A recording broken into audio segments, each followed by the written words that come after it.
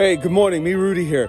I just wanted to let you will be the next millionaire in your family, okay? Every single day, you need to remind yourself of the life you want to live, the house you want to live in, what the position you want to have at work, the money you want to make, how that's going to feel, and then what you have to do to become that person. And every day, do it. Can you smell that? I smell resources. Understand your network is your net worth.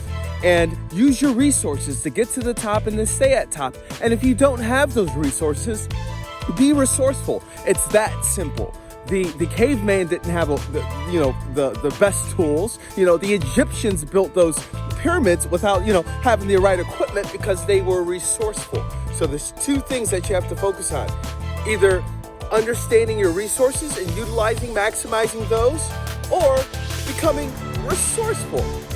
Either way it goes, you could do it. I believe in you. And,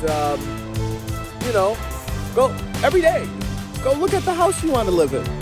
Go look at understand where you want to be. See how that feels. Know what it's going to have to take, what you have to cultivate inside to become that person. And then do it. It's that simple.